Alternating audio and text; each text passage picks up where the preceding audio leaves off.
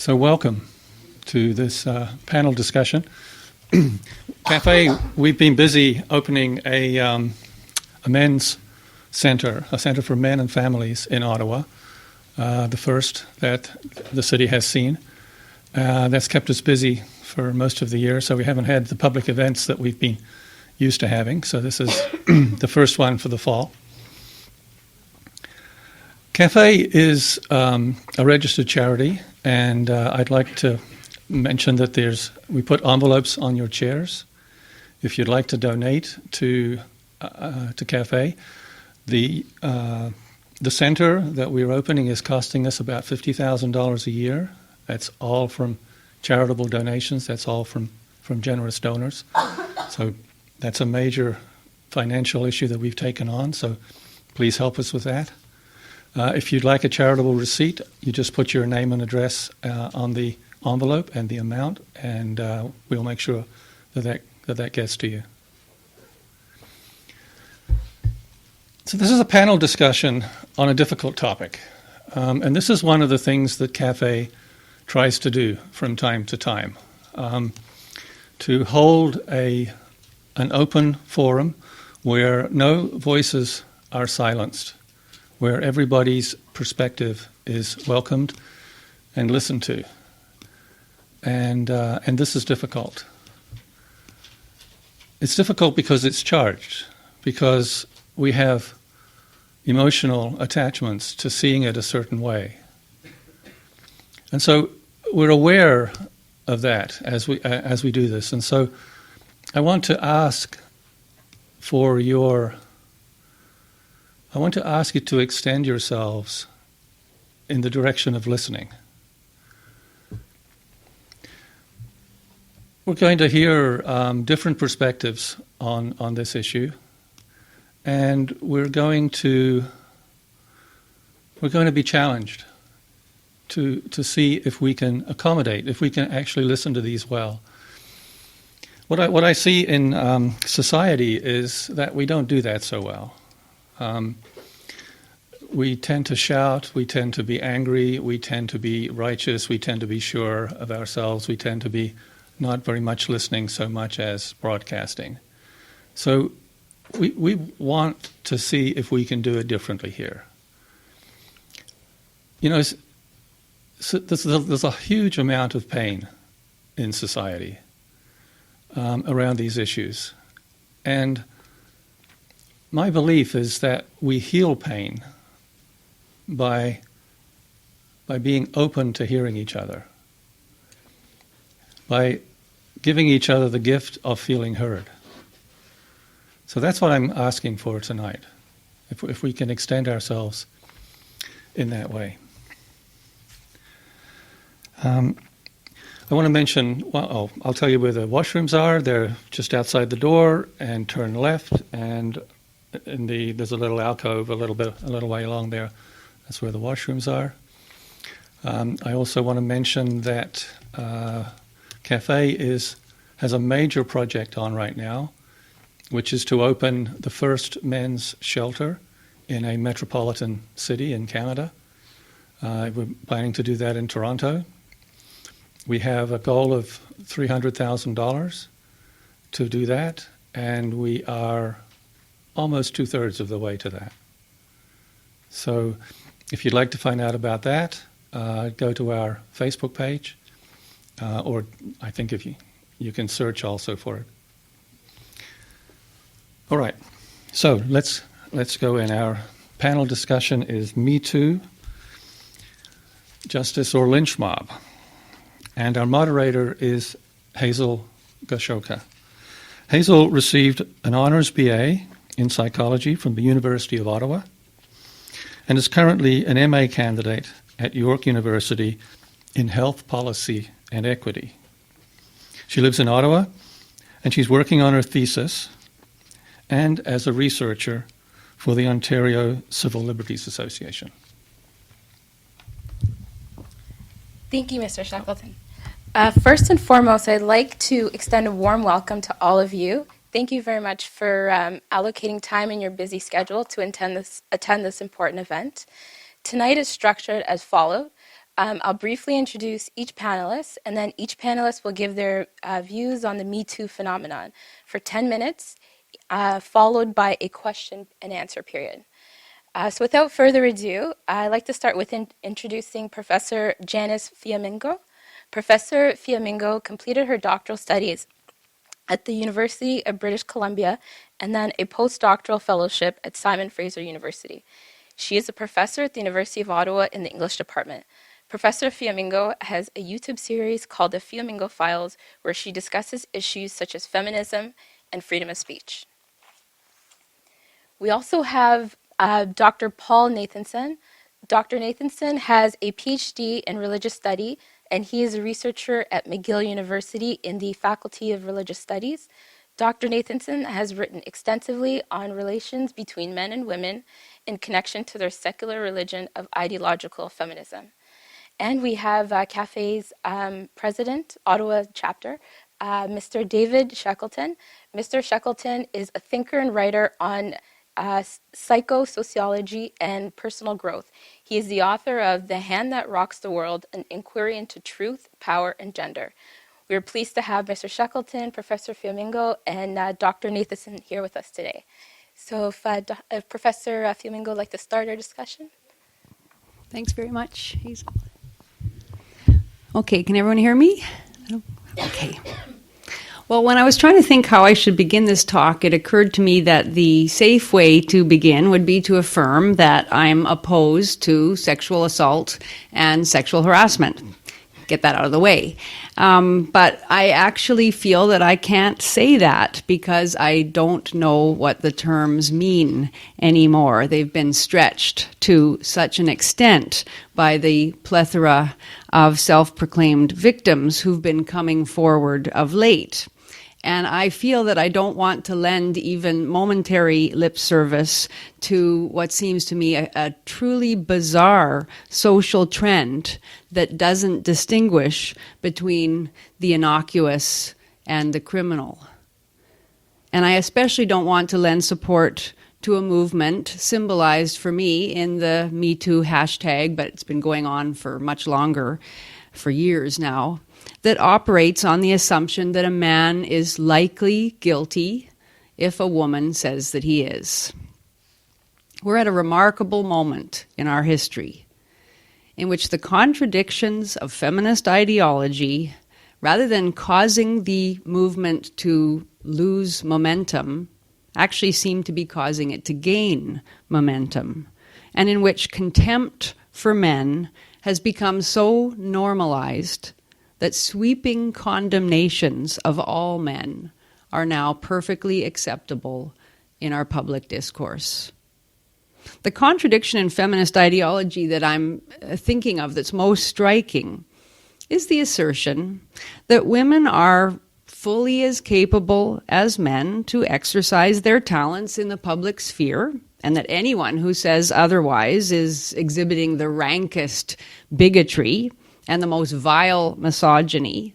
We have that on the one hand, that assertion, coupled with displays by women of the exact opposite of a Victorian-era fragility of epic proportions.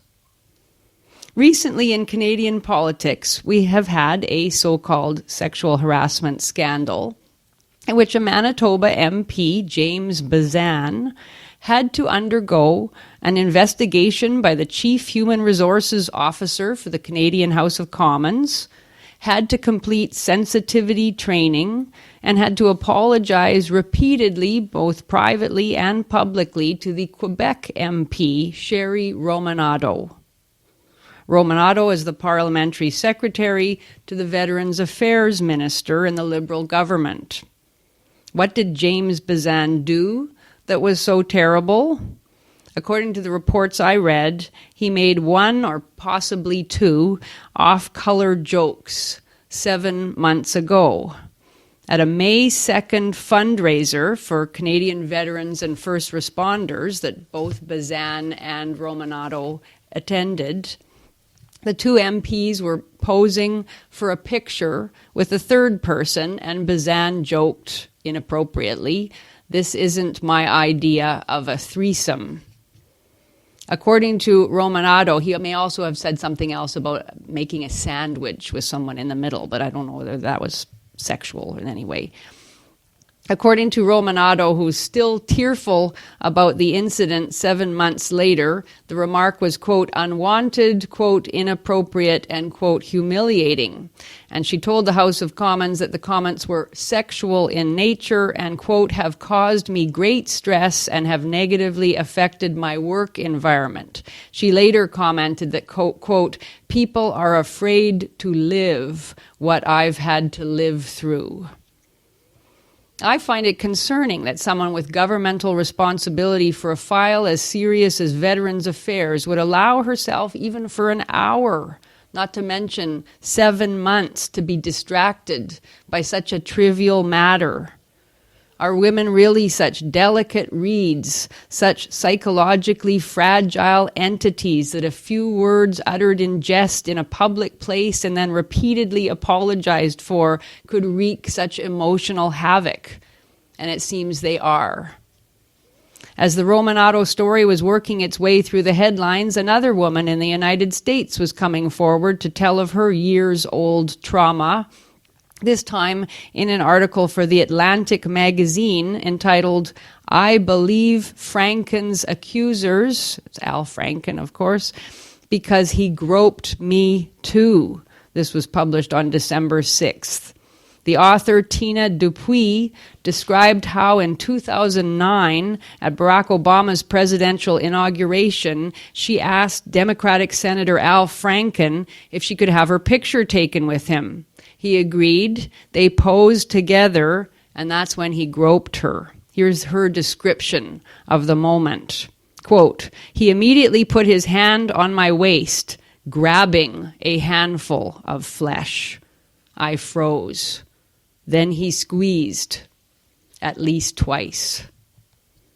The squeeze was so devastating, according to Dupuis, that her very personhood seemed to have been erased. She described the incident. It shrunk me. It's like I was no longer a person, only ornamental. It said, this is still the squeeze, I guess, speaking, you don't matter, and I do. Now, while it's true, of course, that not all the hashtag #MeToo allegations are this trivial, a fair number are. And it is astonishing that they should be allowed to take up so much public space and attention. Even more concerning is that the vast majority of these claims, serious and trivial, are merely allegations, not proven in any court of law. And this crucial fact seems easily forgotten at times of public reckoning, such as we're currently experiencing, when every day seems to bring fresh denunciations, more women coming forward, more men publicly called out, more affirmations of outrage, more abject apologies by men and promises to do better, and even more determined declarations that something is going to be done about it. This is surely a phenomenon of mass hysteria in which thousands of women claim to have been sexually terrorized by a range of behaviors that include lewd remarks, jokes, compliments, requests for dates, expressions of sexual interest, or fully clothed physical contact in public spaces.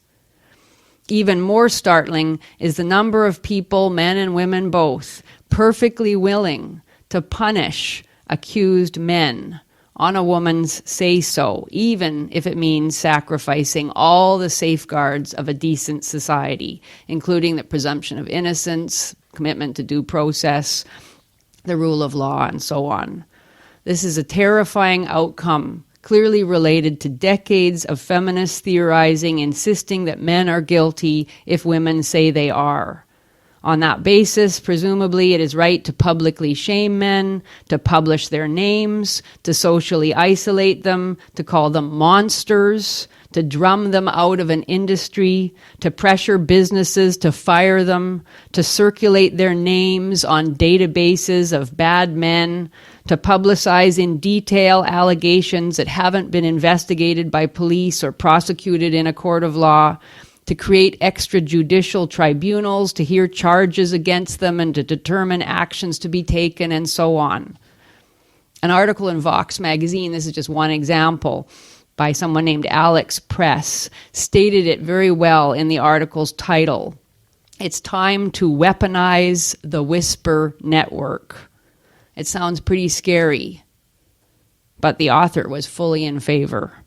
She wants mechanisms in place to encourage even more women to speak out publicly and to guarantee that, quote, the accused, not the accuser, will suffer when a case goes public. Only a woman confident that she will never be among the accused could be so enthusiastic about equating guilt with a public claim. This author also wanted to create, quote, a more formal body that compiles allegations, verifies their validity, and acts on that information. There's no recognition in the article of how difficult it is to verify allegations. It's taken centuries of jurisprudence to refine our procedures for that kind of verification, and still innocent people, mostly innocent men, are regularly convicted and punished. No matter, this author wants some kind of community body to attempt to do just that, more expeditiously, one imagines, and with more overt protections for the female victim than our court system currently offers.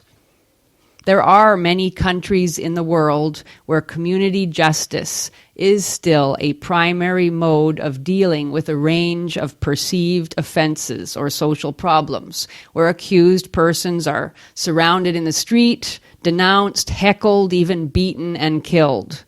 No one is seriously recommending yet, I don't think, physical violence in cases of male sexual predation of women. But we are talking quite openly and with few reservations about the character assassination of accused men, about making it impossible for accused individuals to pursue their livelihoods or maintain their reputations, all while the pillars of our community stand by and applaud the angry mob. We can pretend it's a higher form of justice, but it's the same old brutal scapegoating mechanism our ancestors sought to abolish. Thanks.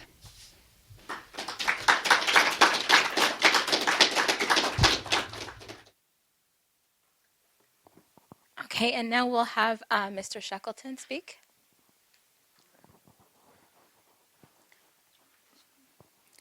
I spent some time thinking about what I wanted to say about this. And what came to me was that I want to offer an exercise to us in how I think we might approach these socially contentious issues, which are driven largely, it seems to me, by feeling. And so the antidote to feeling running away with the mind is thinking. And so I prepared a presentation here, and I want to walk you through an analysis of something that is commonly talked about in our society, which is rape culture, which is quite relevant to what we're talking about today.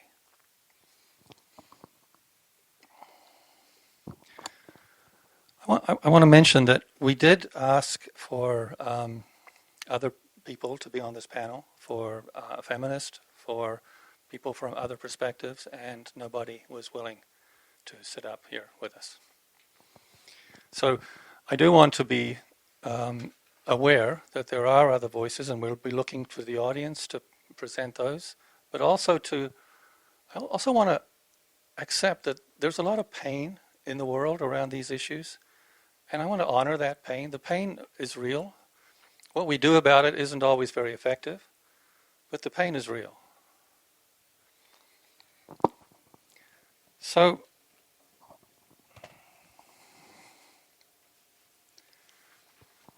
let's look at rape culture. So here's the definitions, some definitions from Wikipedia, from the online Oxford Dictionary. And it seems I've just tried to summarize at the bottom that the idea behind rape culture is that rape is common and condoned within the society, therefore it's unremarkable.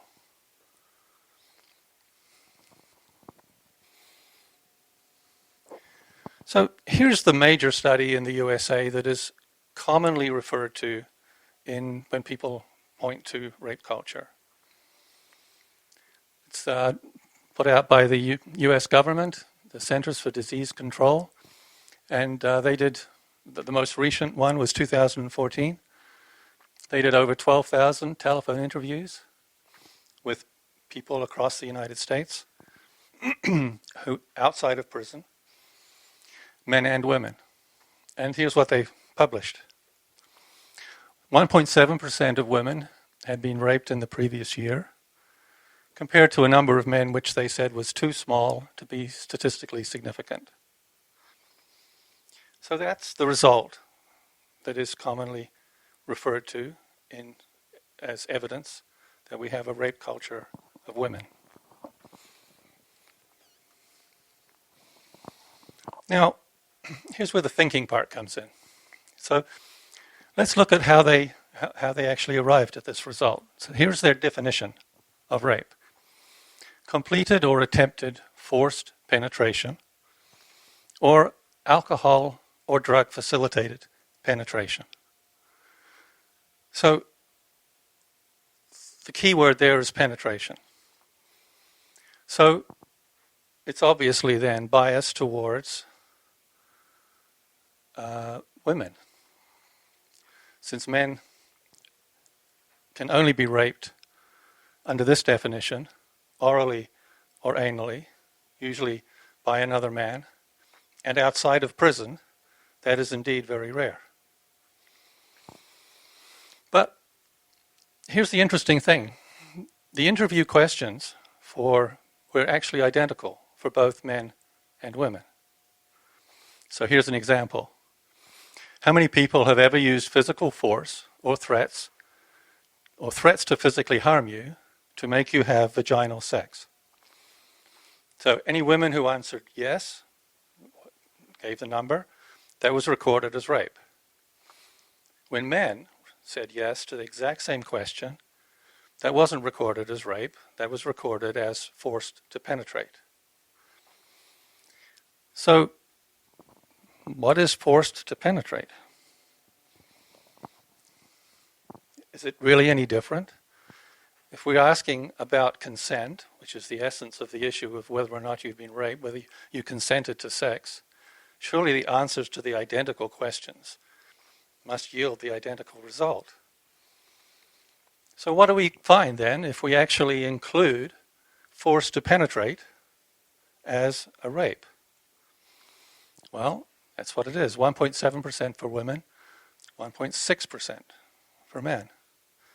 Pretty close to identical. A very different result. So, but the CDC definition had two parts, the force part and the drug alcohol part. The 1.7% for women includes both parts. The 1.6% for men, only the first part, only the threats.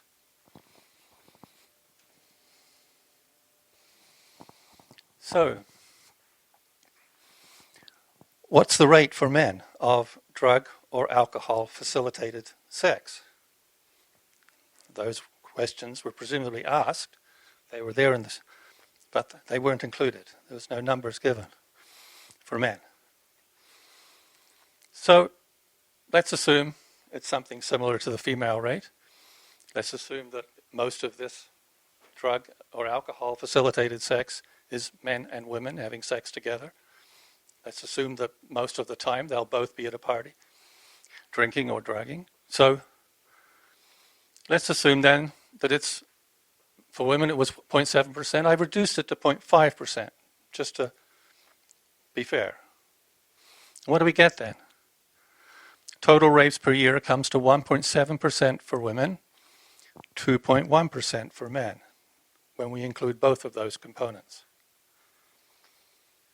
Or, if we want to say that two people having unforced sex when they're drinking or drugging isn't rape, then we should say it isn't rape for either of them. Then it comes to 1% for women and 1.6% for men. Anybody who wants to, this is a major study online, just do a Google search on CDC study, put rape in there, you'll find it. So, these numbers, remember, they didn't include prison rapes. Most of the people in prison are men. What's the rate of prison rape? Well, nobody really knows. We haven't really studied it very much.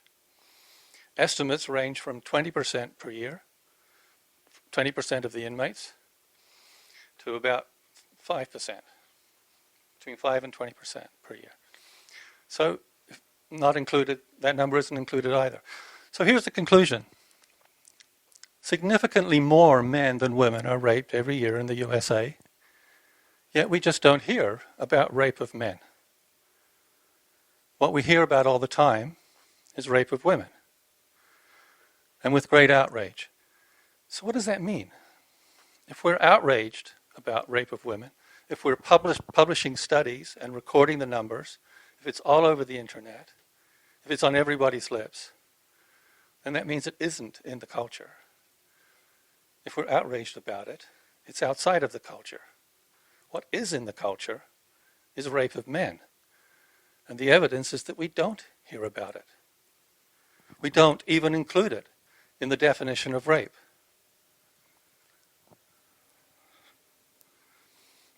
So, according to the definition, if rape culture is where rape is common and condoned and unremarkable, then we have no rape culture of women. We have a rape culture of men. So I've offered you this an example of how do you actually work your way through a popular culture idea and examine whether it's actually well-founded.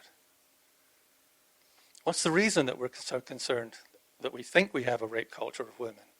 It's because we're so outraged by the rape of women that we want to give it great prominence. So we tell ourselves that we have a culture that supports the rape of women, when actually the opposite is true. So I encourage you to do this kind of thinking, to explore the evidence, to look behind the published figures, because the published figures are in the culture. They're expressions of the culture. In order to find what's behind the culture, you have to look deeply and you have to think carefully. And you have to put your feelings about things on hold. So that's what I'm suggesting that we try to do tonight as well, as we consider the Me Too phenomenon in different lights. Thank you.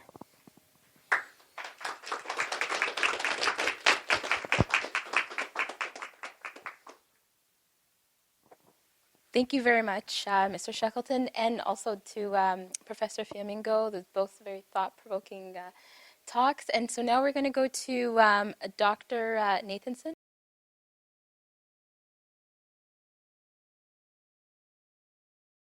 You find that some of your points have already been made, and also that you want to make a few references to things that have been said to amplify them.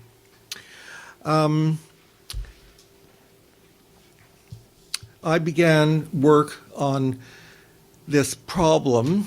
I'm not sure what to call it. I think I usually call it Hurricane Harvey Weinstein. I started to work on this within a day of that because I realized that this was going to be of enormous historic importance. And the reason I realized that very quickly is because CNN gave it was basically the cover story of CNN. All day long, it was the event that was talked about. Now, at the moment that story was taking place, there were raging wildfires in California, out of control, and there was genocide going on in Bangladesh, the Rohingya people. And it just seemed to me that I was curious about how those stories could be sidelined by a story that, though clearly an important story, we're talking about gross misbehavior in the workplace. So I set out to write a few notes. And at this time, by the way, I was doing a series of radio interviews on my research. By the way, I spent 30 years of doing research with Catherine Young, who now lives in Victoria. And she was my co-author on all 4 books that we published together. So I was doing these radio interviews, and there was only one question that I ever got asked, and that was, well, what do you think of Harvey Weinstein? As if I might have defended him, or which, although Weinstein has not been tried, at least not yet, in court for these allegations, it's possible that he is guilty of some or all of them. So, but my interest, you see, in this case is not, I'm not interested in Weinstein. I'm not interested even in the various other allegations that were made against other people. I'm interested in the fallout. And the fallout includes things that have already been discussed tonight. So I began writing notes, basically just so that I had some clear idea of what I was going to say in these interviews. But they turned quickly into a paper. And first the paper was 1.5 pages, and then it was 10 pages, and now it's 25 pages plus 20 pages of notes. So, it snowballed because there is just so much coming out every single day that I want to add as documentation. My paper is, and I say this in the introduction, it is one-sided, which is to say, I'm interested in how these events affect men. When I say men, without a qualifying word, such as some or many or these or those, I'm referring to men in general. And I guess you could say more specifically to men who are not part of these vigilante scenarios. They're not part of the witch hunt. They're just ordinary men who are affected, nevertheless, by all the accusations because they are men. Now, the title for my paper is If Not Now, When? And that comes from a tripartite saying by Hillel the Elder, who was a rabbi around a generation before Jesus. And the whole quotation, it goes like this: if I am only for myself, who will be? If I am not for myself, who will be? And the second one is, but if I am only for myself, what am I? And the third part is, if not now, when? I used If Not Now, When as the title because it seemed to me that despite criticism that I was getting for even writing about a topic of this kind, let alone introducing it into the public square, if the time for doing that is not now, then when the hell is it? This is an important moment in our collective history. And it seems to me that to ignore this problem, wait till it simmers down, wait till people cool off, then we will have missed a historic opportunity. So that's why I have been writing. And I've been writing harder than I've ever written before. I spent 3 or 4 weeks without getting regular sleep. I was having trouble eating because my stomach was was acting up. I lost friends over this because I showed what I was writing to some friends, and I did it specifically in order to test out ideas. I mean, that is how you learn. One of the people I worked with many years ago, Margot Somerville, would go to a party, and she would throw in some very controversial subject, like it would, to see what would happen, and people would start arguing, and she would track the arguments and see how far each one could go, and that's how she began to develop her own thinking. So that's what I did, and I showed it to a few men, but mainly to women, because I realized that what I was saying would be most difficult to read or hear by women, because it would mean taking themselves out of the current bath of euphoria, and they'd have to stand on some strange territory and question some of the beliefs that were propelling all this euphoria. And the euphoria, actually, there's a better word for it in German. It's called Schadenfreude. It's the kind of joy, Freude, that people take from the downfall of someone else.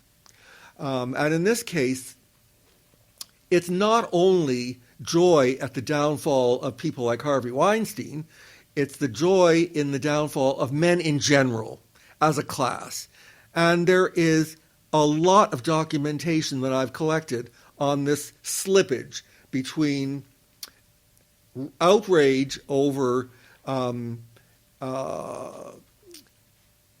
people who are accused, and the sense of, well, men have it coming, they deserve it, good, and in fact, to the point where people are explicit about saying that even if a few men are innocent, it doesn't matter, because the important thing is that we are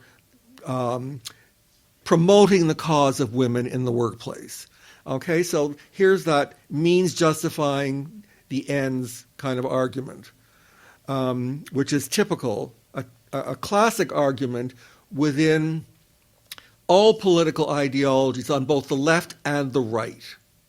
They all have a vision of utopia, and they all say, well, if we have to sacrifice a little justice here, if a few lives are destroyed there, it doesn't matter, because the goal of achieving utopia is more important than anything.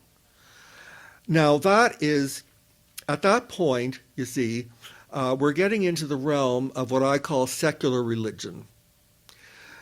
Political ideologies that function in many ways as if they were religion. The only thing they don't do is mediate the sacred, but in all other ways they function as religions. They confer meaning, identity, purpose, community. They have their sacred days, their sacred texts, their doctrines that cannot be challenged without being called heretics. This introduction of religion, you see, is what, given my field, is of great interest to me. Now, one of the things that occurred to me is that this movement that is known as Believe Women, or I Believe Women, the word belief is something that I hear over and over and over again.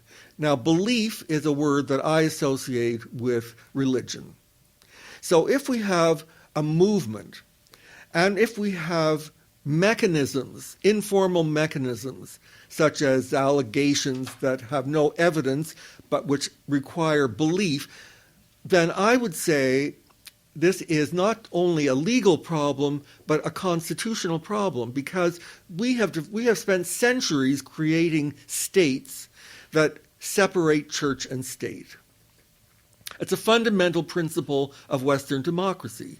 So if we start promoting the idea that belief is a central component of justice, then we are really undermining the constitutional framework of our communities. Now,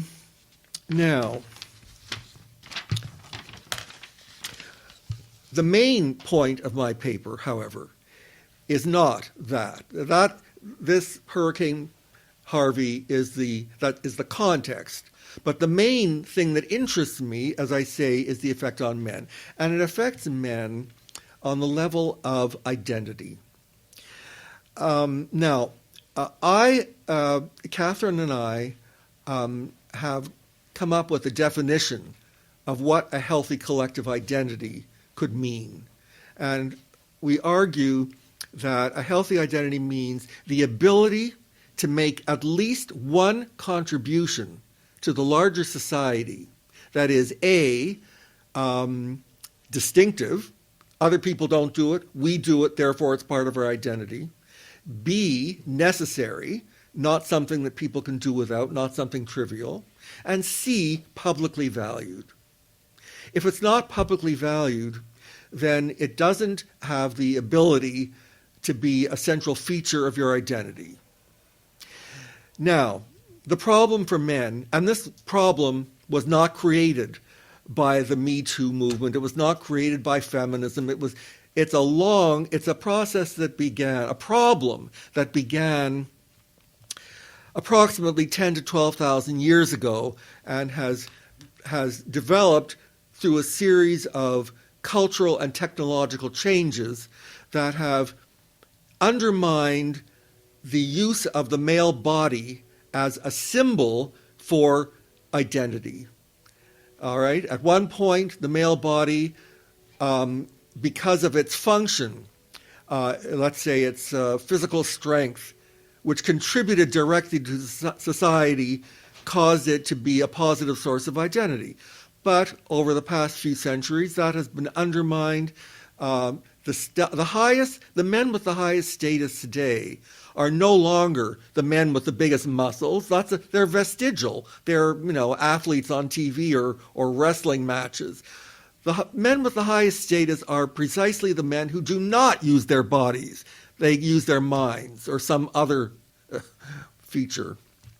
So that problem of male identity has been forming for a long time. But the rise of ideological feminism, which is the form of feminism, unlike egalitarian feminism, ideological feminism is based on a worldview that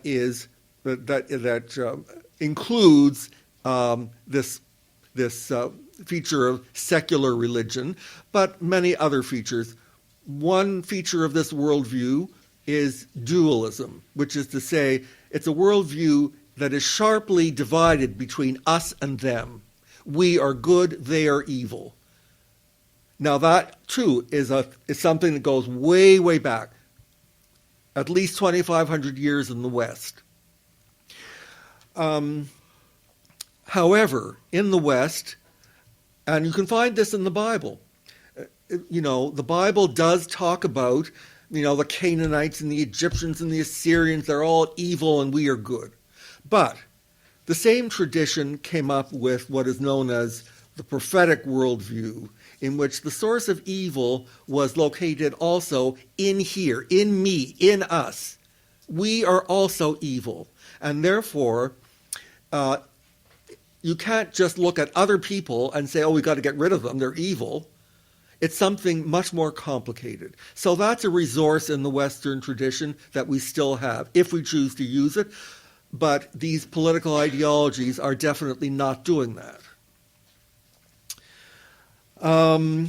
So what I did was I looked at the problem of male identity as a kind of disease. In fact, I used a metaphorical framework, and I analyzed this problem in terms of symptoms, diagnosis, prognosis, cure, and I found that it was a useful framework.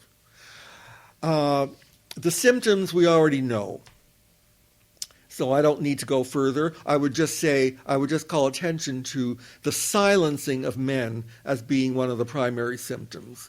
By silencing of men, I don't mean that men are not in the public square talking, but they're not talking as men. The voice of men, as such, has been silenced, and that is a problem.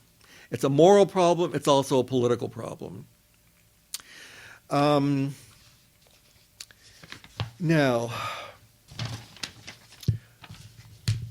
I won't go into the etiology, the cause of this disease. I don't have time for that. The prognosis is bleak, to say the least.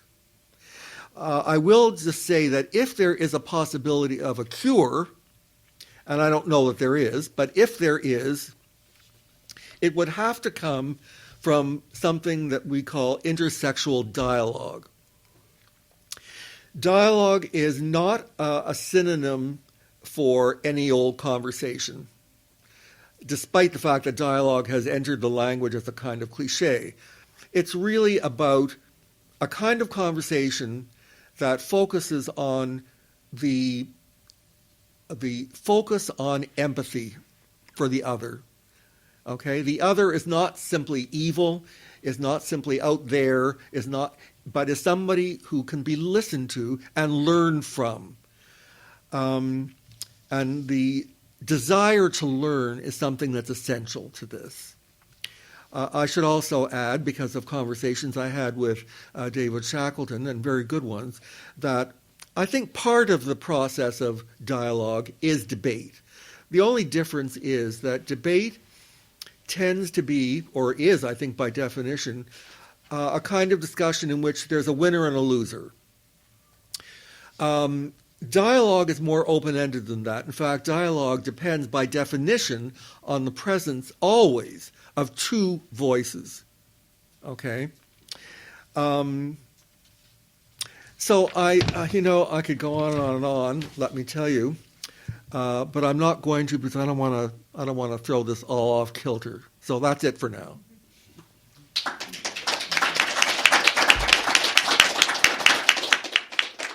Thank you, Dr. Nathanson, for that. That was a really engaging talk. Thank you. And so now we're going to start off with so I have the mic, so if you could just kind of put your hand up or just wave or signal to me somehow, and I'll come over and can ask your question to the panelists.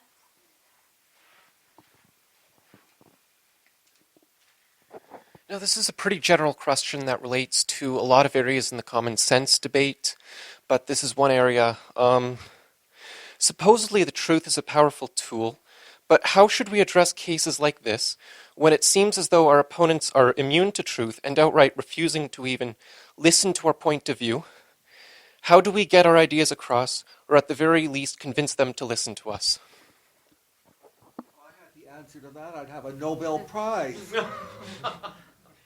The only thing I can suggest is just continue to be there, say what needs to be said. These problems do not end overnight. If we're talking about a witch hunt, and I think we are, then look at earlier versions of witch hunts. They all end sooner or later. Salem ended after, a dozen people were hanged, but it did end. People just got fed up. People realized that it was out of control. The French Revolution unleashed the reign of terror. And even that eventually just got out of control, and people said, we can't deal with this anymore. So the answer to that was Napoleon.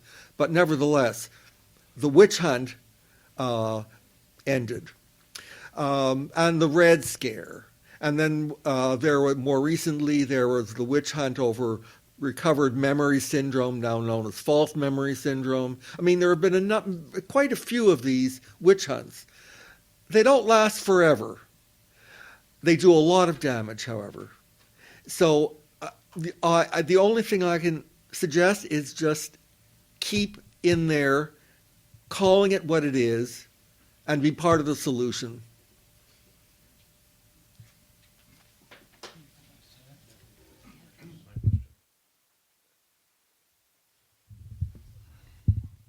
There is one person in history who said that he had an answer to your question, and that was Gandhi. And he said that his answer to your question is that you take the suffering you into yourself, you sacrifice in order to gain the attention of the person who doesn't want to listen to you. It's a pretty tough answer.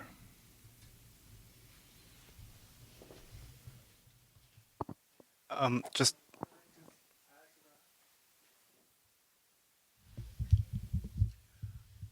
Yeah, I would just add to that the fact that Gandhi was appealing to a country and a culture that had within it the possibility of taking him seriously. I mean, there were plenty of people in Britain who said, yes, Gandhi's right. And Martin Luther King had the same advantage. He was able to stand on the steps of the Lincoln Memorial. I remember this day forever. I remember watching this. And he appealed to what he shared with all Americans. He didn't preach overthrowing the culture or the state, tearing up the Constitution. He said, we all share something very important in common. We can do this together. And that was the heart of his strength. Anyway, that was... So this is actually a continuation of the same question. I was just going to say that my experience going to these sorts of events is that it's very difficult for somebody to come up and take the position of the feminist position on such a panel, or even to ask a question in the audience and take the opposing view, because for the most part, most of us are of this similar mindset. In a sense, we generally agree with each other on certain things. And so I just wanted to say that, it's to recognize that it is very difficult to have a feminist if they are willing to come up and take the opposing view, because generally there's a tendency within any group, like if one of you guys were on a feminist panel, they would attack you, and likewise, just to recognize that it has two sides, and if somebody was to represent that viewpoint and get on our panel, they would likewise feel very pressured and under, they would be demonized, and there's a lot of, so I don't know what the solution to that is, because what we're trying to do at CAFE is trying to create dialogue, and that's kind of working against us, but it's a very difficult problem to solve. And it seems like the use of language is one of the keys of that. So like referring to people as our opponents, or putting words in people's mouths is things that I always do myself. It's very difficult to not do them. So I don't know if those are like steps along the path, but in order to create dialogue, you need to build bridges. And I'm not saying that we're not doing that. It's just that everyone collectively seems to need to do that. Answer that? You can hear me, right? Yeah. You asked, that's another good question.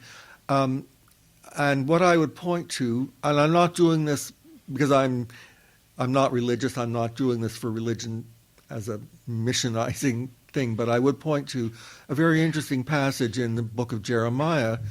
He says that he's telling the people who are under a lot of existential pressure.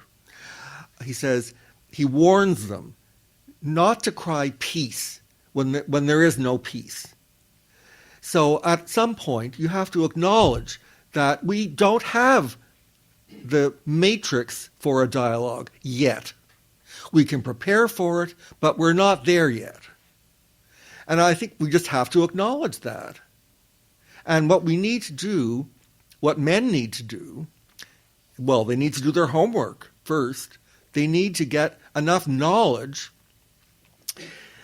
and enough practice in discussion to be able to engage with women. And then there is a possibility of dialogue. At the moment, there's one voice in the public square, and it's women's. So that's where we are. Let's at least acknowledge it and try and prepare for, when the Messiah comes and we can have dialogue with women.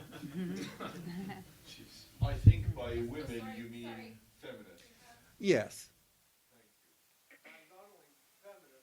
But I would qualify that and I would say ideological feminists.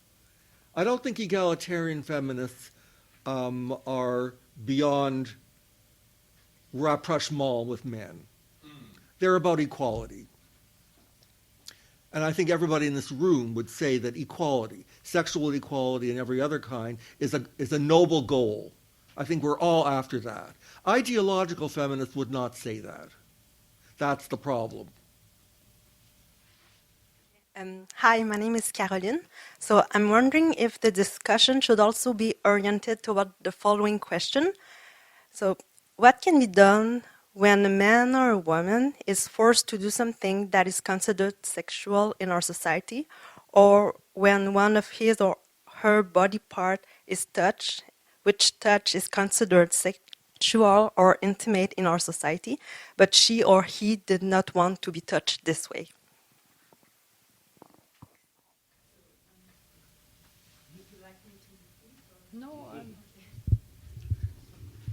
I'm not.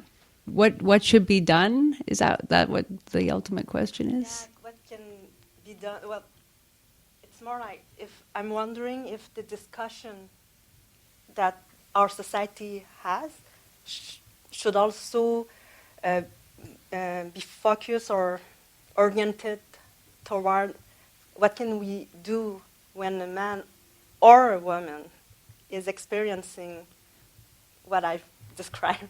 Right. Yeah.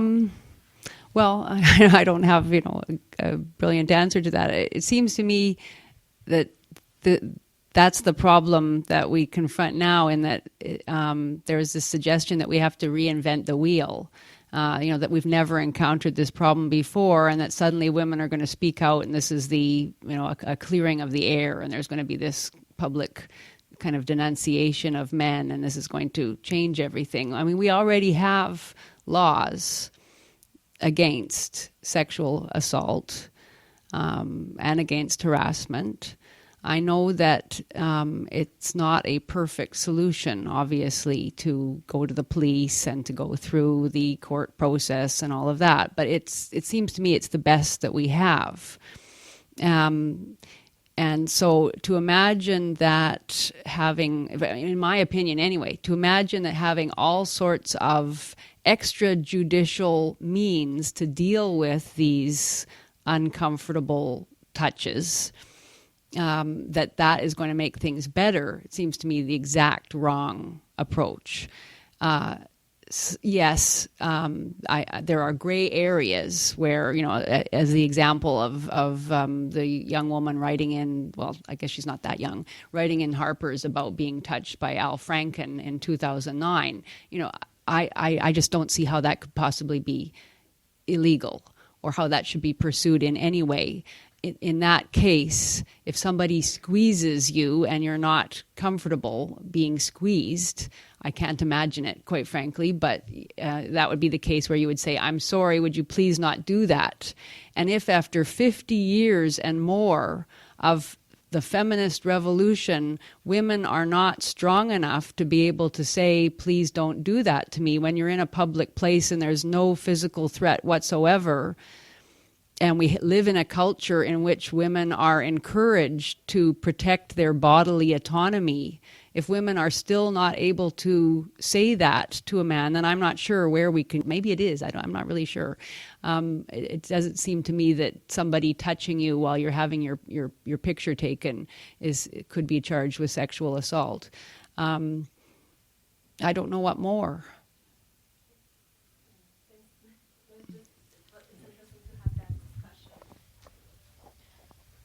Hi, I'm a feminist. I'm here. You're welcome.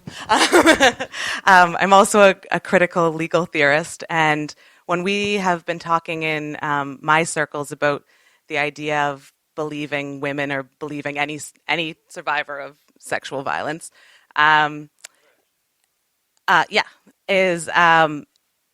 that idea, that's what I'm talking about, is that idea of believing someone who says they've experienced sexual violence, is that's not a call to believe them within the legal system, that we need checks and balances within the legal system, and that we need to make sure that there aren't men going to jail that don't deserve to go to jail, and that also we know that jail is a terrible place and that it doesn't help people heal, and we know that and we talk about that in my feminist circles for sure.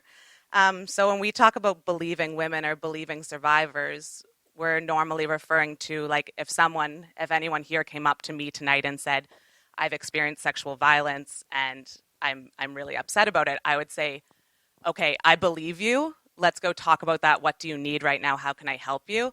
So it's more about meeting people where they're at and giving people what they need to heal, and not a legal concept. So I guess, sorry, that was a lot of explanation, but what I was kind of trying to get at is I thought there was maybe a bit of a slippage in some of the ways that you talked about believing people and doing things like putting on social media that, you experience sexual violence, and how that is actually different from a legal system where you need to have really intense checks and balances to make sure that people aren't being legally charged. You're naming the person, right? And therefore publicly shaming that person. I think that shouldn't be allowed, quite frankly. I think that if a woman is not willing to go to the police and go through the legal channels, then newspapers and other social media platforms have no business publishing the names of accused men. I mean, it's pretty well always men. I don't really see all that much difference. Obviously, it's much worse to end up going to jail, but it's not that much worse if your entire reputation is going to be ruined. You're going to lose your job. You're going to be shamed. Your wife is going to leave you. Your children are embarrassed, at school. You're never going to work in the industry that you dedicated 20 years of your life to perfecting your skills in. I mean, that's a different kind of character assassination, surely, but it's pretty darn bad. And so, I find it appalling that newspapers are in the business of printing the names of accused men at all. I don't think they should. And so this idea that you believe them, but not in the legal context, and that's somehow okay then. I don't really see that it's very much better, and I don't believe people who tell me things. I believe my close friends and my family, even them sometimes with a certain amount of skepticism. If someone says to me, I was raped, last night, I'm not going to ridicule the person or laugh at them, but I'm not necessarily going to believe them. They might be fantasizing. They might be misunderstood. They might be delusional. I mean, who knows? To think that one should take any kind of steps other than just comforting the person and, getting them whatever mental health or other services they need. But to think that we could go to the next step and start naming people and expecting them to answer, even if it's in a non-legal kind of situation, I think that way public madness lies. And I think what we're going through is a kind of madness right now. I would just like to add one thing that I'm not a lawyer, but I did listen and read carefully during and after the Jian Ghomeshi case. Mm-hmm. And there was a lot of talk by lawyers about believing. So, it's not a figment of my imagination that it gets very close to legal principles.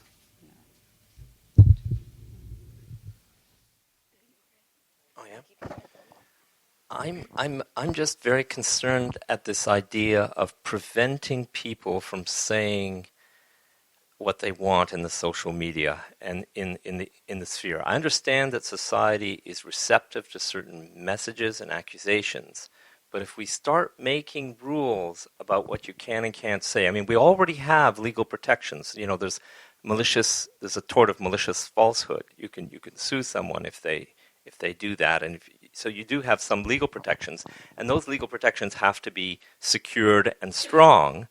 But I think we have to be careful not to ask for rules that would prevent a person who alleges to be a victim from saying it publicly, naming whoever they want to name, and letting it be out there. And I think the problem will be resolved when we find the right checks and balances of what happens because we have this nasty reaction to that, and because there's a culture where we blow it out of proportion and it affects the legal system itself.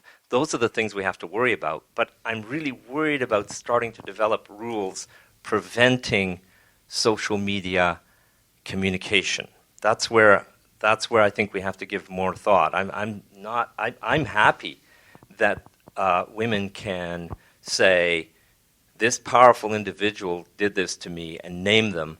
I mean, because that kind of mobbing can have a very useful purpose in society. That individual may be so powerful that they're largely immune against prosecution and the legal system going after them. So that's a case where mobbing can be useful. A good example is in the last presidential election in the United States. People were accusing Trump of horrible things on the basis of a few words he said on a bus. Meanwhile, Trump brought in 3 women who were willing to testify about what this guy Clinton did to them, and nobody cared. Nobody believed them. Nobody wanted to hear them. It wasn't a big news story.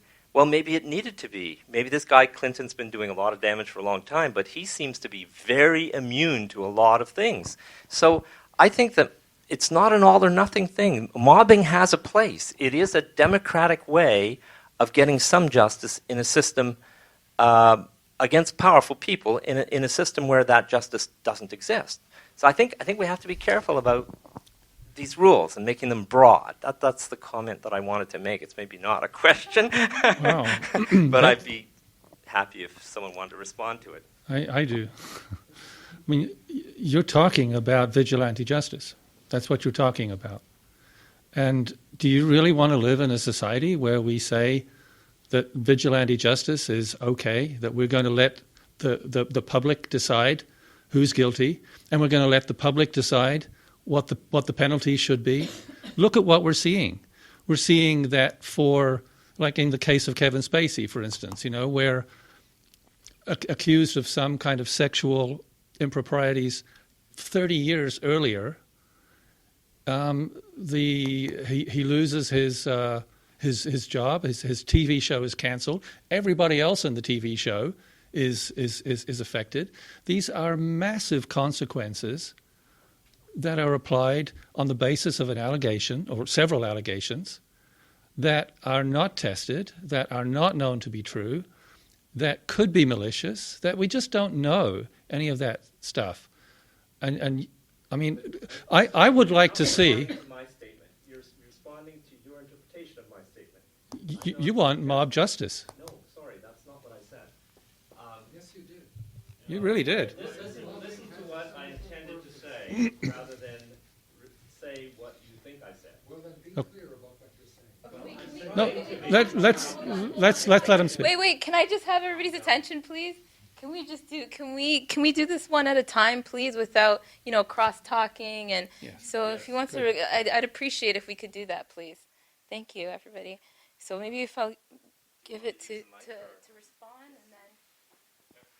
See, I'm not suggesting that we replace the legal system that we have with social media and the cultural response to what is said on social media. That's not at all what I'm saying. What I'm saying is that the legal system and all its protections have to be protected and have to be very strong, but at the same time, we have to allow for a lot of freedom of expression and put in the protections that are needed when we see that freedom of expression can go wrong.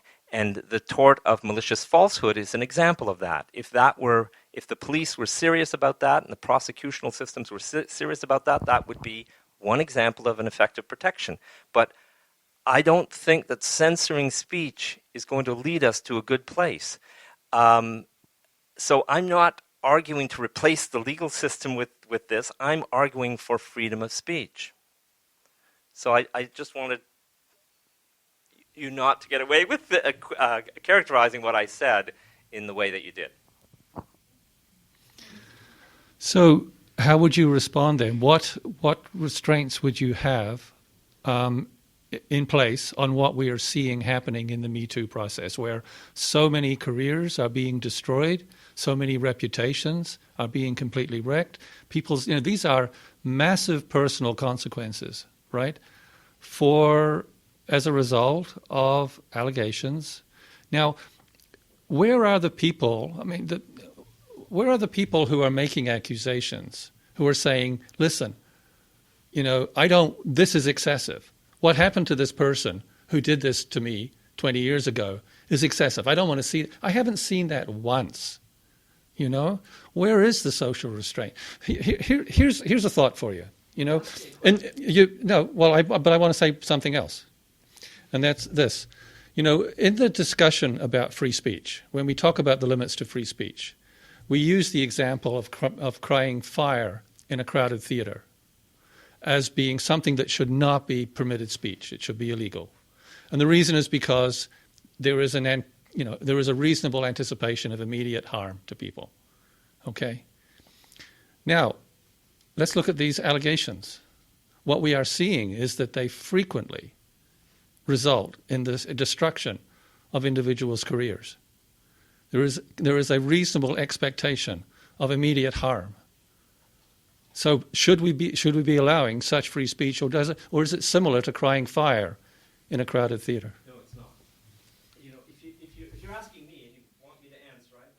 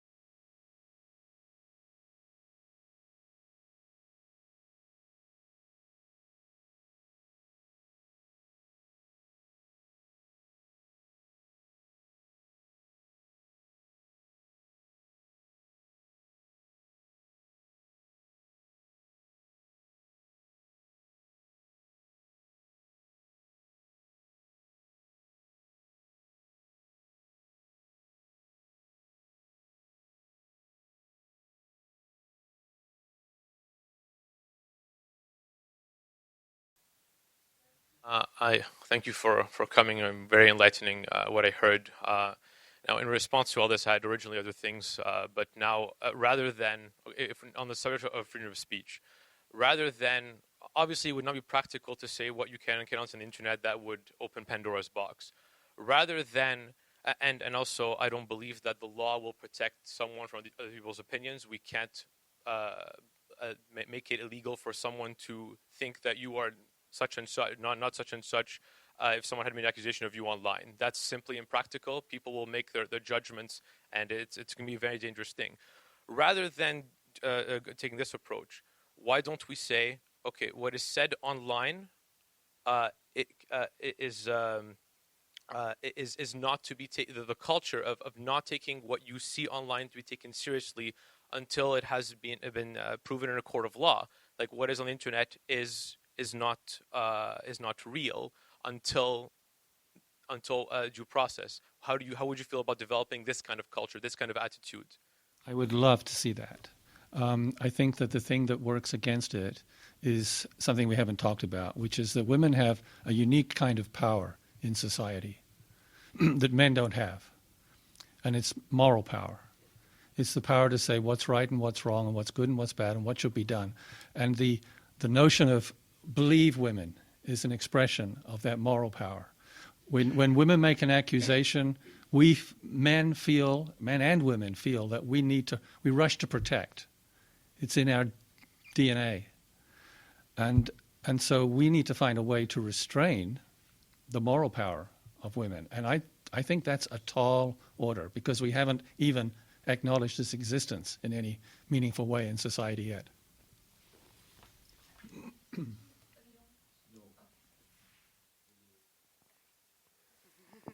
you. I have a question for Dr. Nathanson. I understand in your last book, the fourth book, you propose dialogue between, I'm not sure how you would name the two groups, feminists and men's organizations or men's associations. And I'm wondering if you have gone so far as to suggest a process of how that might happen.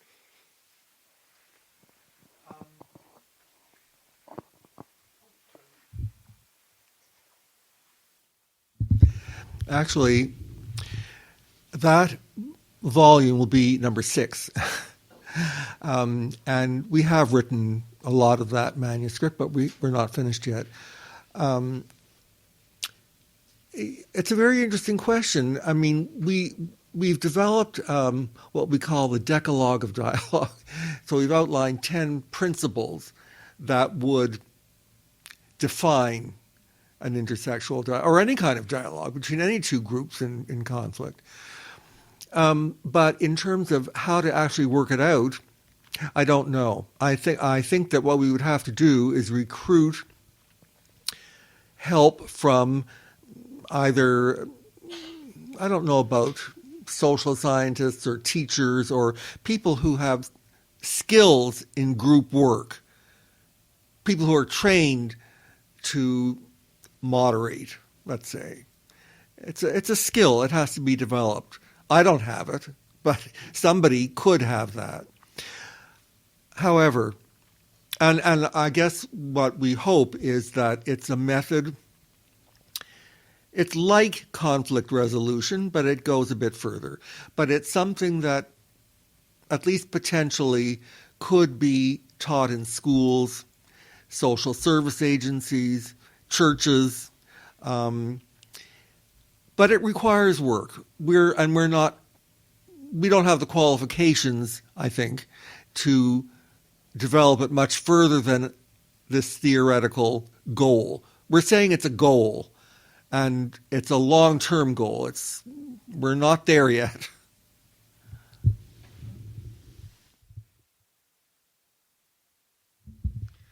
I'd like to say something about dialogue because it's been a real passion of mine to understand how that might go forward. And I think that effective dialogue requires two things: that we have, for each party, both compassion and accountability. And what I see in society is that we often have compassion for women and accountability for men. That's how we like to split it up. And so, for me, from my understanding, what we need to do to approach the society that we've been talking about, where we can have effective dialogue, is we need to develop compassion for men and accountability for women, to balance out the way that we are naturally inclined to do it right now. Okay, I've got a question. The first is a statement, actually, that the news industry is not news. It's part of the entertainment industry, and it works on ratings. And I've been thinking a lot about this, about how come young men seem to buy into this trash that we get every day from usually the CBC. And I have a theory about that it's a very simple theory, that there are a lot more young men than young women. And so that means that there aren't enough young women to go around. And the archetype of males is competition. Males like to compete, and they like to compete over females. And there isn't enough to go around. So, is it plausible that a young male wants to impress young females by simply pandering to what is going on? So, in other words, that if I agree that this Weinberg fellow is a real stink, I mean, that means, and if I'm running down all these other men, aren't I in some way helping to eliminate the competition in the female's eyes? That's the question. The other question, the other statement I want to make is between the interaction between this gentleman and David, is if I was a billionaire, right, I would be more vulnerable in this system today as a billionaire than a young woman who is penniless.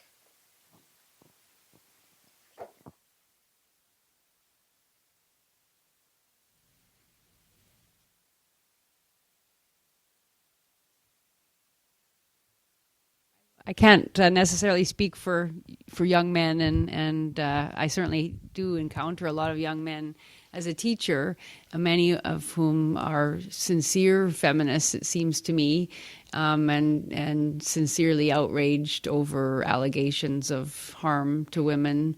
I suppose, yes, certainly there's an element of calculation sometimes in certain men's self-positioning as feminists. But I don't know. I mean, I'm not an evolutionary psychologist or anything like that, so I don't know how it is that we get to the point where, as men and women, we feel in the way we do about the opposite sex. It just does seem to me that I have encountered many more young men who are sincerely concerned about harms to women and who feel, that they're ready to spring to a woman's defense, quite naturally and spontaneously, in a way that it doesn't seem to me young women in general are ready to spring to men's defense.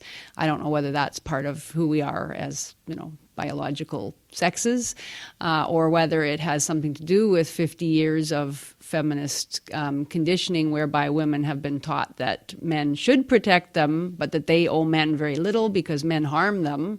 But that's my impression. Not true all across the board, but that in general, I think young men care a lot about harms to women. Just picking up on a thread that's been going on a little bit, we've been using the words scapegoating, witch hunt, this is the most critically important moment, etc., etc., etc., framed obviously very negatively about what's going on. And I just wonder, would we be having the same conversation if we were talking about child sex abuse scandal in the church, for example? Would we be calling that a witch hunt? Would we be worried about social media and people bringing it to attention because the institutions were closing that off, to pick up the point from behind, and without public attention to these kinds of issues, it would not have surfaced.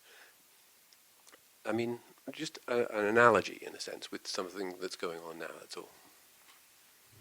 Actually, I did think about that when that was at its height.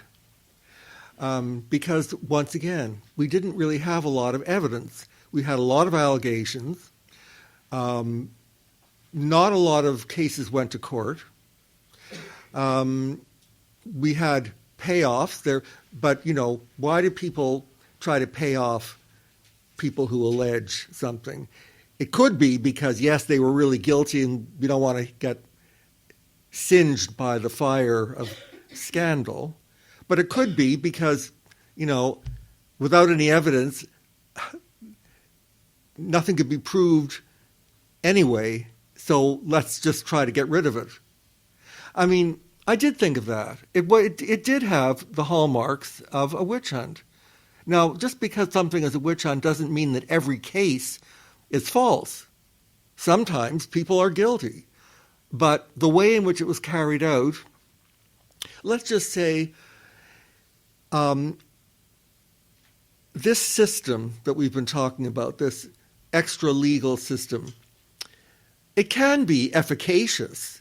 You can achieve goals by doing these things. The only question is, do you do more harm than good? What is the damage that's caused? How do you evaluate that? Look, in a totalitarian regime, everybody knows they can be very efficient. They solved a lot of problems that, took decades or centuries in other countries to work out, but was it worth it? So I don't know how to answer these questions in general, but I'm just saying it's something we need to think about. It's not self-evident that really, I think what does amount to vigilantism is a really dangerous route to take.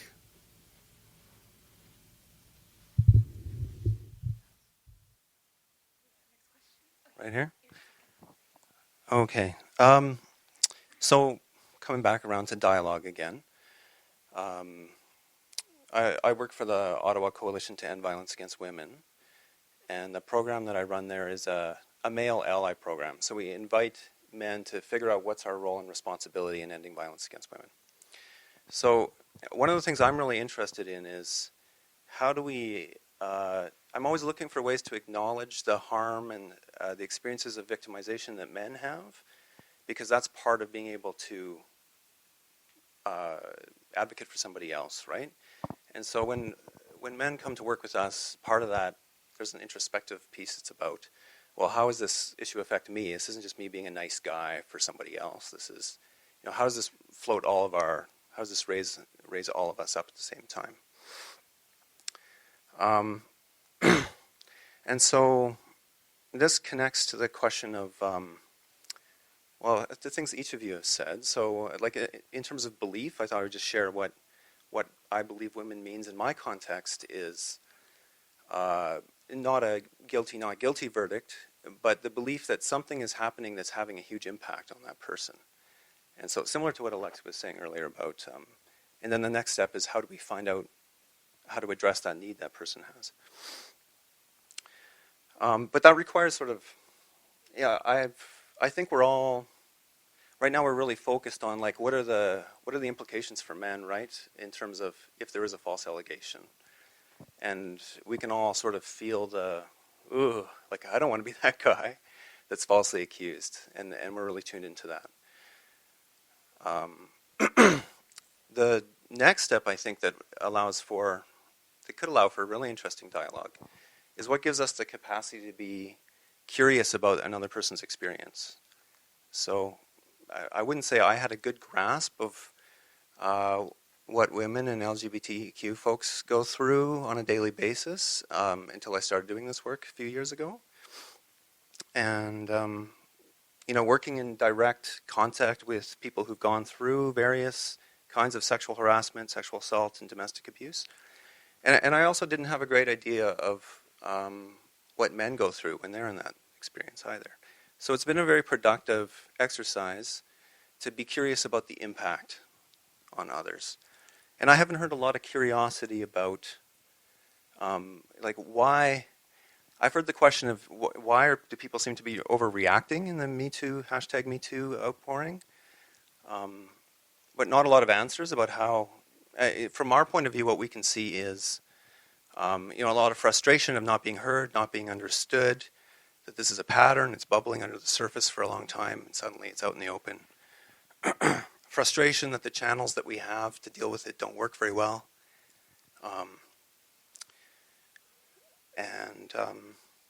So I think I'm trying to distill this into a question. And I think for me the question is, what gives us the capacity to be curious about other people's experience? And I'd love to hear from any of you about that.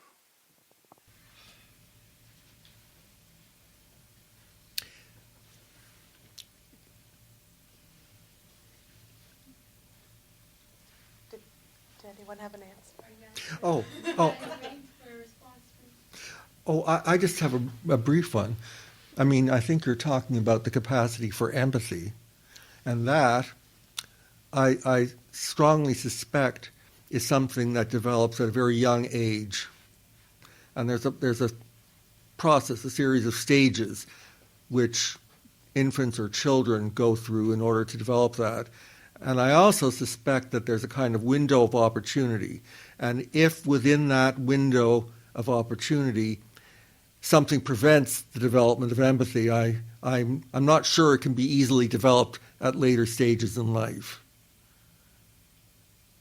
The other thing I wanted to just mention, and this is not a criticism of the work that you do, but I'm just curious, why has the word violence become synonymous with violence against women? I don't understand that. I don't understand either because I don't take the word to mean that, but you see that happening? Oh, I do. It happens all over the place. We have a Royal Commission? I forget the exact title of the institution, but there's this study of missing and murdered Aboriginal women. Well, there are missing and murdered Aboriginal men too. Why was that separate? Why is that ignored? I don't understand these things. It's this kind of double standard that is very problematic. There was something else I wanted to say also, but I'll leave it. I'll leave it for now. Yeah, I mean, I have to admit that whenever I hear about programs to end violence against women, my back always goes up. Not because I don't think violence against women is a problem, but because men are far more likely to be the victims of violence.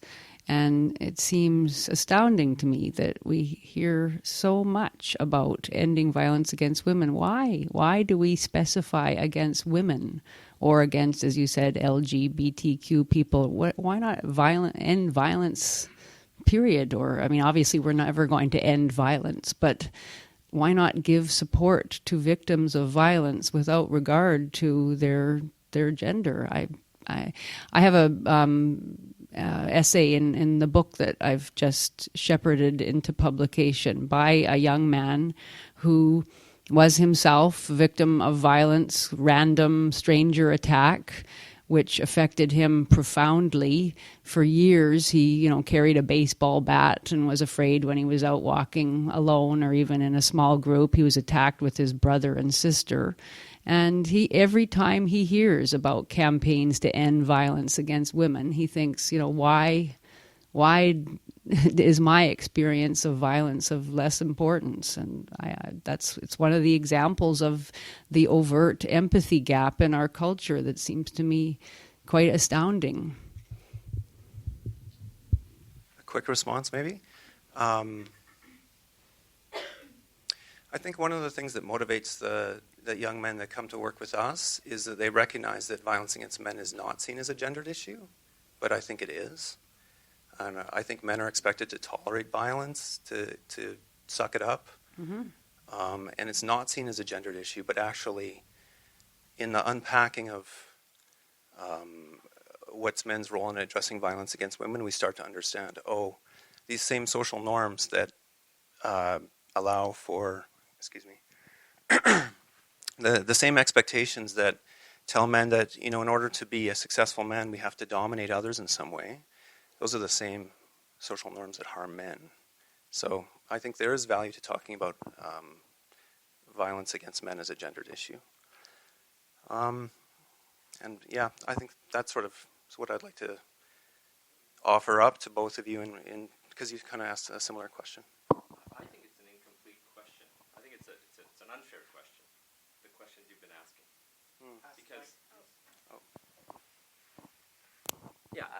I think it's an unfair question. I mean, the reason the men,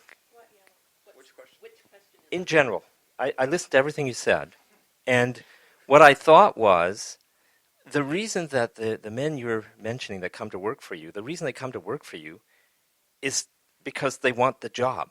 They're getting a job. It's volunteer. Okay, well, they're getting something on their CV. There's some benefit to this way of looking at things, and they are benefiting from it, as you are. So that's a society that we live in. This focus on violence against women and certain groups in our society is part of the economic structure. It's part of the dominant view that we have in society. And you're asking us to think about how we can be sensitive to the violence that you're studying from that perspective. Well, it's an unfair question because all of society is geared. That's the glasses that everyone is asked to wear. So the real question should be that those of you who are part of that dominant mainstream view and are wearing those glasses have to ask yourself, what is the violence against men that these other minority groups are talking about? The reason you can't get anyone to come to this panel that is from the feminist side is because you're insignificant right now. You're not important enough. If you develop a voice and you start to have a real influence, they'll want to come and discuss it with you because it'll threaten their position. I think that's the fundamental reason. So there is a real ideological dominance in Canada. And if we don't acknowledge that, if we're not honest about it, how could we have this so-called dialogue? I think that's why some of your comments I thought were a little bit biased. Maybe not intentionally, certainly not intentionally, but that's what I saw in it. Professor Fiamengo, Oh, Dr. no, Nathanson, that's fine. or did you want to respond to that? I say amen to that. Do you want to respond to that? Okay. Oh, sorry. I have so many thoughts. I just have to put them into words. I just an overarching comment quickly that a lot of the issues that were brought up today in different ways are being discussed within feminism. So I do think that we internally are talking about these issues. I've had many conversations about why do we have violence against women supports? Why aren't we looking at violence? What good does it do to talk about violence in gendered ways? Is that something we're moving away from, or is that, whatever? Anyway, it is something we talk about. But the question I had again is a legally one. So we know that a lot of people of any gender who are victimized by sexual violence actually don't want to go to court and engage with the court system. That's because we know that a very small amount of cases that go to court end in a guilty verdict. And we also know that the court process can be really re-victimizing for people. I just finished a nationwide research study that interviewed police, and police told us that they hate forwarding cases to the courts because they know that it's going to be, as one officer said, re-victimizing almost every time. We also know that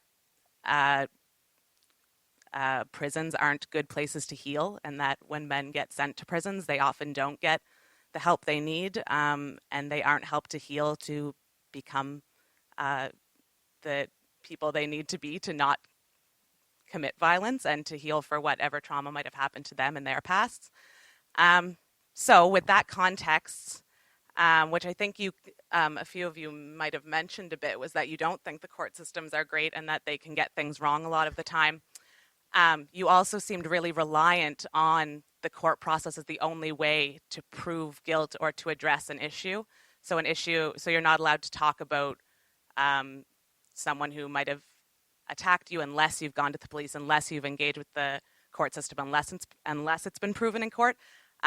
So within feminist circles, we're talking a lot about alternatives like restorative justice or something like that instead of the court process. So and the Me Too campaign can maybe be seen in some sense as a non-criminal form of trying to get some form of healing or accountability. So I'm wondering if you maybe, I could be putting words in your mouth, so correct me if I'm wrong, but if you're not really into the court system as the right way to go to get justice, and you're not really into social media as the right way to go to get justice, or not social media specifically, but public call-outs or public accountability, then what would you see as the right thing for justice in your mind for people who commit sexual violence? Anyone want to answer that? Well, I'm not one of the people who wants to go beyond the legal system. I mean, it is flawed. Every system, every human endeavor is flawed, and we can make it better. But I don't want that to be overridden. So I'm not sure who was being addressed by your comment. I think you both kind of touched on it, so either one. Well, I'm not, as I say, I'm not a lawyer or a jurist, but I find it hard to believe that people in that profession have no creativity or no way of improving the system so that everybody gets a fair share. Due process, I don't think it's not rocket science. I mean, it can be done. It's within our capacity. And I prefer to see that work being done rather than saying, well, we can't, let's just try something other than the court system.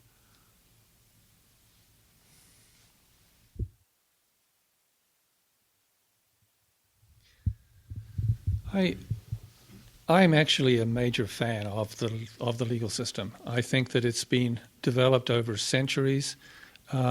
We've worked hard to create the right kinds of checks and balances, to balance the rights of the accused with the rights of the accuser, to look at the consequences of being imprisoned, which are pretty basic, pretty major, and to say, you know, there needs to be a high standard of evidence before we do that to somebody. So I don't. I think it's a system that's about as good as we can make it for what we're asking it to do. Now, which is justice. But I'd like to separate healing from justice, because I think it's quite a different thing. And the fact is that we can heal personally, you know, and that's what therapy is for, and that's what various kinds of support and circles and healing circles and so on. So if we want to heal, I think that's absolutely open, and there's lots of ways to do that. If we want justice, if we're interested in having somebody be accountable for it, then I think we need to look at the checks and balances very carefully.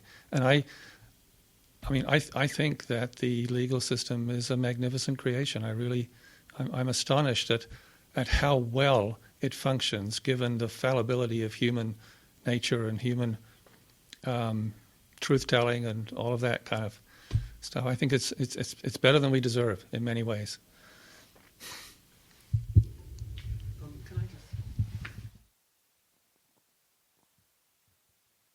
I want to go back to what you were saying. I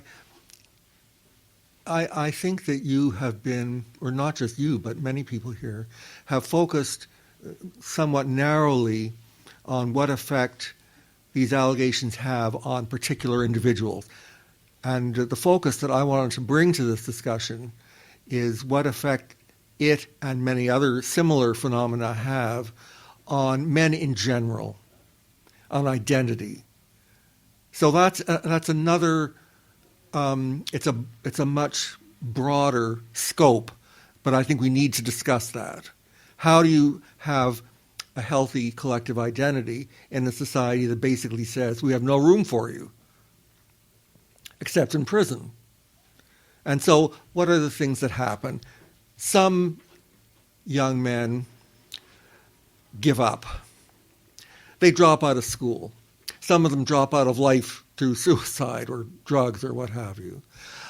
Then there are the ones who take another approach. They say, look, if society cannot provide us with a healthy identity, we'll take a negative one, thank you very much. These are the ones who abandon society. So what I'm trying to do is just, I want us to enlarge our sense of the gravity of this problem. It's not just individual. I mean, that is a major problem, but there's this other thing too that needs attention.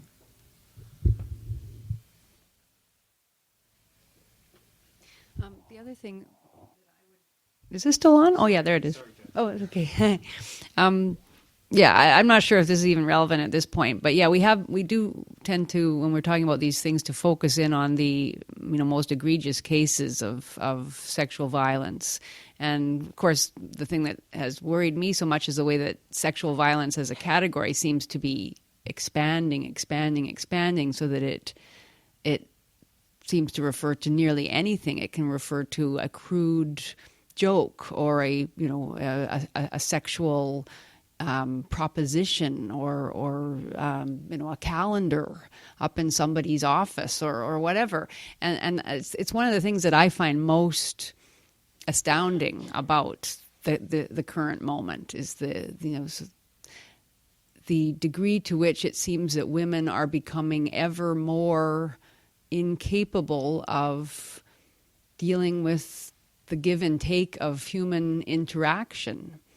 And I mean, this is just sort of a question for others.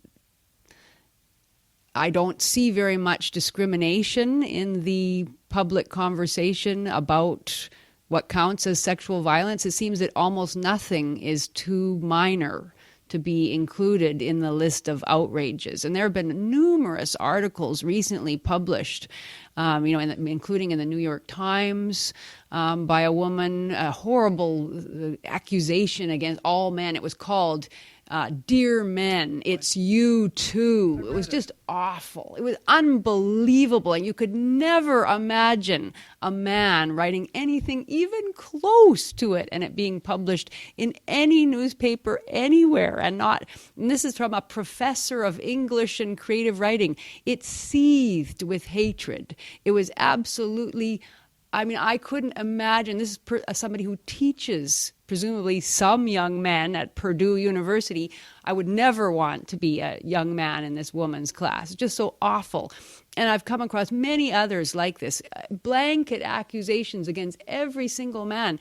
And, and she listed all these things that, women suffer. And some of them, were rape and things like that. But then there were other things, forget, some man making a joke at the water cooler and other men laughing at it, that kind of thing. And I just wonder, I just find it bizarre, like absurd. And I don't know how all of these, the armies of the outraged, how they can keep on feeling so aggrieved and so upset about these things that are so obviously trivial. So I guess my question to other women in the room is, are these conversations going on in feminist circles? Because I would love to hear a feminist come forward. I don't see any of them saying half of this stuff is just ludicrous. It's not worth worrying about. This is the give and take. This is part of being human. Yeah, sometimes men say things that women take the wrong way, and it's not the end of the world. And yet we're all supposed to share in a kind of universal outrage that it's all deeply hurtful, and women have to stretch out with their smelling salts, and everybody has to run around going, oh no, this. What happened to the feminism of female empowerment, women taking responsibility for their own bodies, their own choices, their own responses to things, and just being able to soldier on, because it seems to have been entirely abandoned. How come it never makes it into the public sphere? I never see it. I wanted to add something to that, Professor Fiamengo. I think that it's largely also a class issue. And I think it's largely a class issue. So I think that, middle class bourgeoisie women are taught to, be quiet, be polite. Whereas in working class situations, I think it's far more different, where women are, and men are often frequently subjected to harassment and attacks in these working class environments. They say, fuck off, get out of here, don't touch me. This idea of a joke offending you is ludicrous in a working class environment. Whereas you find that, I think, in middle class environments where you're taught to keep quiet, be polite. Oh, he touched, so to me, I see it very much through a class lens as being very different depending on one's status. It's also changed over time, because there was a time not so long ago, and I watched Turner movies all day long sometimes, and movies made in the 30s and the 40s, you had people like Mae West, who made her fortune by making lewd jokes. In those days, they were also called risque jokes, or they talked about double entendre. Those were considered clever and witty and entertaining by both men and women. Now, some of those things I imagine now would be, you couldn't show any movie. You couldn't show a Fred Astaire and Ginger Rogers movie today, because the whole plots, they're stupid plots. Nobody watched them for the plots, they watched for the dancing. But the plots all hinged on innuendo and risque situations, and they were done in a tasteful way, actually. But today, people would be running out of the theaters.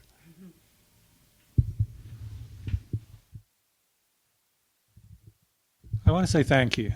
We're having the kind of conversation that I hoped we would have, where we are listening to each other and speaking civilly and making our points carefully.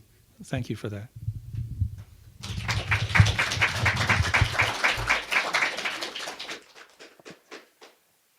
Some discussion has been based on or mentioned justice, compassion, and empathy, but I see the crux of the problem as a lack of honesty. I thought, does anyone else see a lack of honesty as a cause of this problem? And the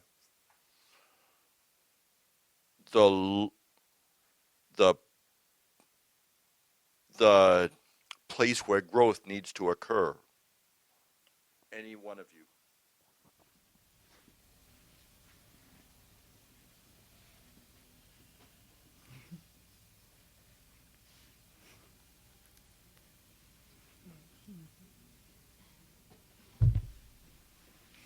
Could you give an example of what you mean? Like, because it seems to me that the public currency of sincerity and spontaneity has never been higher in a way.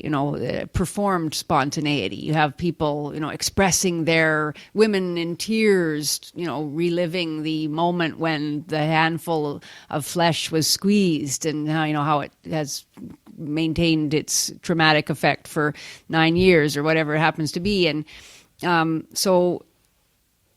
is your suggestion that a lot of what passes as honest and spontaneous discussion is staged and just a performance, or I'm not sure what you mean exactly when you talk about lack of honesty? I mean, I guess, yeah, to some extent, I do wonder when I see so many public figures, intoning about the serious problem of sexual harassment in the workplace. I mean, I have trouble believing that it exists to the extent that it is claimed it exists. This is my big problem. I listen to what people say, and I just can't believe that their lives, and it's women mostly, that their lives are this gauntlet of catcalls, harassment, propositions, men just constantly every hour asking them out, complimenting them, staring, groping, etc.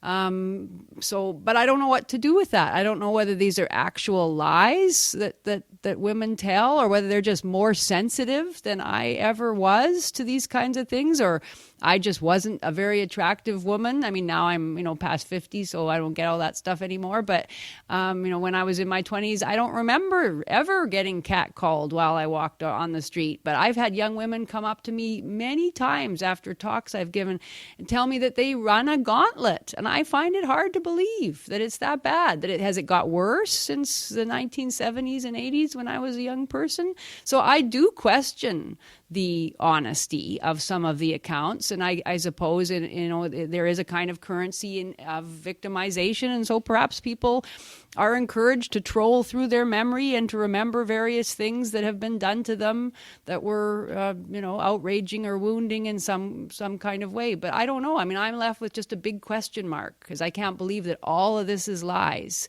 and yet when I hear it, it often seems like it must be vastly exaggerated. I don't know if that's what you meant. Yes. And I guess men, too, who are just afraid to say, "Are you kidding?" Like, that's not really that serious? Like this Romanato business. Why doesn't somebody just say, forget it? It's not worth pursuing. It's ridiculous to think that public money was spent on that man having to take a sensitivity training course, and that had to be investigated. Really? Yeah, sure, I guess. Yeah. Mm-hmm. Me too. I thought I said it very carefully and everything, and all of a sudden there was a gang from I don't know where that was just whoosh down on you, and they tear you apart. Yeah. So we can all illustrate this. One time there was a British MP who came on television, and she said it very eloquently, proportionality. And when it comes to echo chambers, proportionality goes out the window. And when you approach ideologues, like the gentleman definitely has, that's it. They have an ideology. They have a preconceived notions. They will do anything. It doesn't matter. Some could have been convinced they're victims by professional victimizers. Others may suffer from mental illness. We're not professionals. They have to again go through the professionals. I don't have a question. Just in response to everything I heard. in response to the low conviction rate, yes, it is, especially when it is a real case. It is devastating. It is a bitter pill to swallow.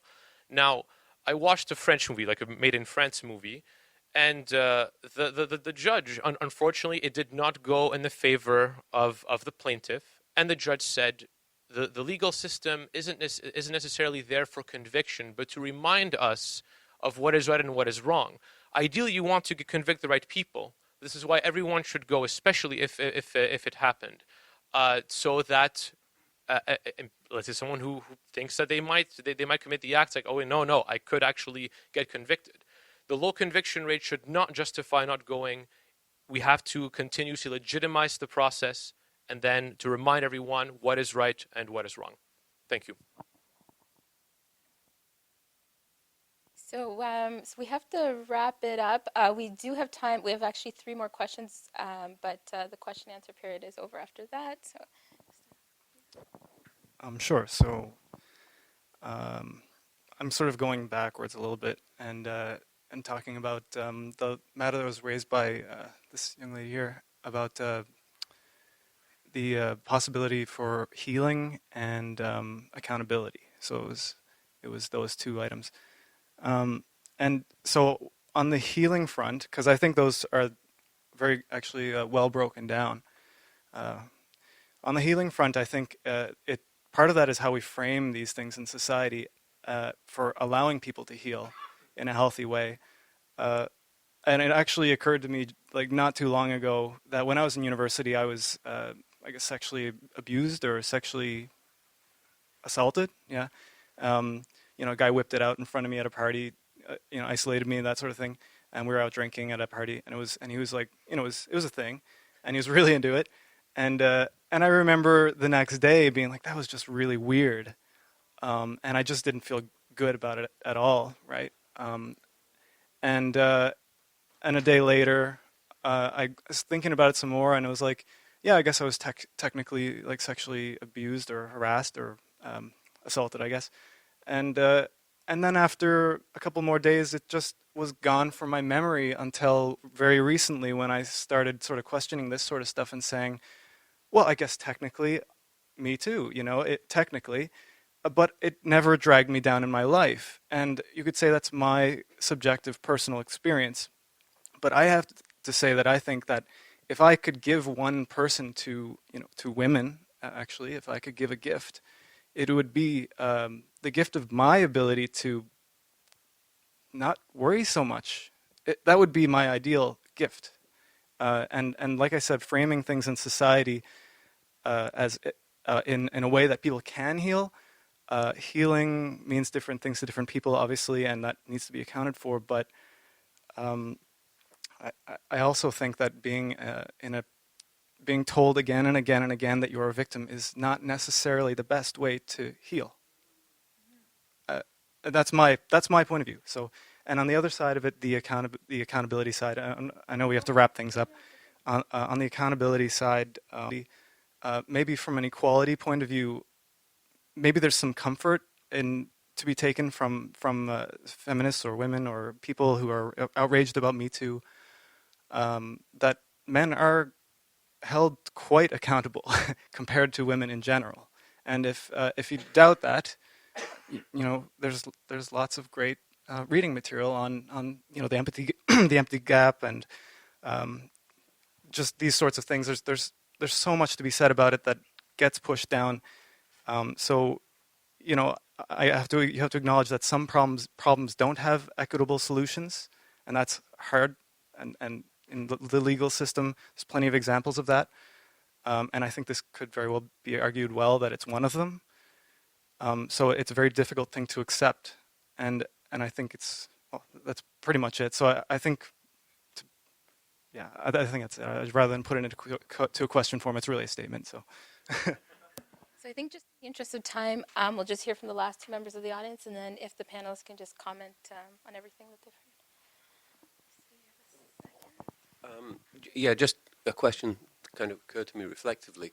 That issue, is it worse now than it was 20 years ago? I mean, the question sort of struck me, and I wondered if it's not so much about whether it's worse now than it was then, as like the why now? What's so important about this moment? And I wonder if it might have anything to do with there beginning to be more equality in the workplace, so it becomes safer to raise these kinds of issues rather than a point that this never occurred before, or what is going on now immediately has never occurred in the history of the world before. I mean, one does have to have safe space to make accusations, even if those accusations are problematic in some kinds of ways. And so I just put that out there, basically.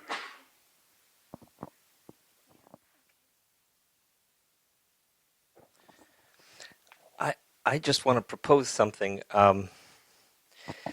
that I think one of the things that's happening is that we're maybe not consciously, but there's a lot of social engineering going on here. It's the media that are amplifying this, okay? That's not an accident. Who controls the media? Powerful groups, large interests. And it's the media that are completely amplifying this. And recently, John Pilger gave a fantastic talk about these questions where he said, look, race and gender are being used as part of the mental block so that we don't do what we've always done in the past to defend ourselves against a vicious system, which is to use class analysis, to actually recognize that there are people in a higher class that are exploiting us and so on. That discourse is gone, and it's been replaced to a large extent in the minds of many people, and it's constantly hammered into us that it's all about gender and race and these issues which are classless and which completely occupy us. And so you can't organize together to fight the very oppressive structure that I think is getting more and more powerful. I think what's new today is that there's a level of mind control that is greater than in the recent past. And it comes from the educational system, which has been taken over. Teachers are no longer professionals. They don't have time to prepare classes. They don't interact with the students. They give PowerPoint presentations. Everything is dumbed down, and we're preparing and making stupid individuals that suck up whatever is said in the mainstream media, and that this becomes their reference point. This is how they see the world, and they like to keep us that way and manipulate us that way. I mean, the liberal government derives great benefit from everybody being very bleeding hard about these classless issues. They derive great benefit from this. So that's part of the equation. And I think that it's happening at that mega scale. I think this is a lot of what's happening, and that's why it's different now than it was 20 and 30 years ago. Okay, so if we just have a response from our panelists on the past three comments and questions, and then we'll wrap it up. Just a summary closure.